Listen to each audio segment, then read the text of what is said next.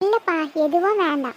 அப்புறம் எதுக்கு கடை முன்னாடி இவ்வளோ கூட்டமாக நிற்கிறீங்க? எவ்வளோ இடங்குது, அங்கே எங்கன்னா போய் நில்லுங்களேன். வரவங்க கூட வரமாட்டாங்க. எங்கன்னா வந்தால் போதும், கடைங்க முன்னாடி வந்து கூட்டம் கூட்டமாக நிற்கிறது.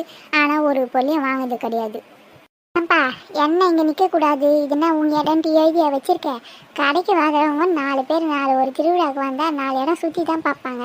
நீ என்னமோ உன் வீட்டு கடை வாசலில் வந்து நிற்கிற மாதிரி பேசுகிற. நாங்கள் ரோட்டில் நின்றுக்கிறோம், அதுக்கு இந்த கற்று கத்துற? அக்கா, நான் ஒன்றும் தப்பாலாம் எதுவும் சொல்லலைண்ணா. கடை வாசலில் வந்து நின்றுங்கிறீங்க, எதனா வேணும்னா வேணான்றீங்க. வாங்குற எதுவும் இல்லைன்னா எங்கன்னா போய் ஒரு ஓரமாக நிற்க வேண்டியது தானே. கடைக்கு வரவங்களுக்கு மொத்தத்தையும் நீங்களே மறைச்சிட்டிங்களா? இங்கே ஒரு கடை இருக்குதே யாருக்கும் தெரியாது. அப்புறம் நான் எப்படி ஒரு 4 காசை பார்க்க முடியும்? ஏய், எனக்கு இது ரொம்ப பிடிச்சிருக்கு. இந்த கடையில் யாரையுமே காணோம் போலவே. ஏம்மா, என்னம்மா வேணும்? யாரோ கூப்பிட்ற மாதிரி இல்லை, பூ மாதிரி. அம்மா, உங்க ஒசரத்துக்கு பார்க்காதீங்க, கொஞ்சம் கீழே குஞ்சு பாருங்க. நான் வேணுமா? கடைக்கு சொந்தக்காரன் நான் தான். நான் வேணுமோ வாங்கிக்கணும், போங்க. ஏய் சோனி, பூமாரி கீழே இருக்காரு. அவரு குள்ளமா இருக்காருப்பா, அதான் நம்மளுக்கு தெரியல. ஏமா, குள்ளமா இருந்தா என்ன, ஹைட்டா இருந்தா என்ன? நீங்க ஹைட்டா இருக்கிறீங்களா? நான் அதெல்லாம் கேட்கறேன்னா, நான் குள்ளமா இருந்தா உங்களுக்கு என்னமா பிரச்சனை? நான் பொருள் வேணும்னு சொல்லுங்க, வேணானா கிளம்புங்க. அண்ணா, எதுக்கு இப்படி பேசுறீங்க? வேணுன்றதால தானே ஆளு காணும்னு தெரியணும். வேணானா கிளம்புங்கன்றீங்க, வேணுன்றதால தானே கேட்குறோம். ஏன் இப்படி பேசுறீங்க? அம்மா, அதெல்லாம் ஒன்றும் இல்லைம்மா, தப்பா நினச்சிக்காதம்மா. தங்கச்சி வராங்க, பார்க்குறாங்க, வாங்க மாட்டேன்றாங்க, வச்சுட்டு போயிடுறாங்க. நேரம் தாம்மா வீணா போகுது. அதனாலம்மா.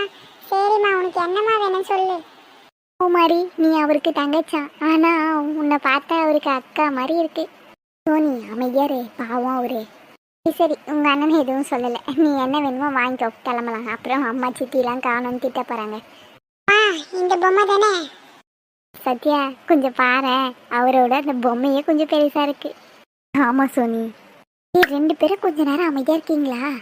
என்னம்மா, இந்த பொம்மையை வாங்கிக்கிறியா? ரொம்ப காஸ்ட்லிமா இந்த பொம்மை.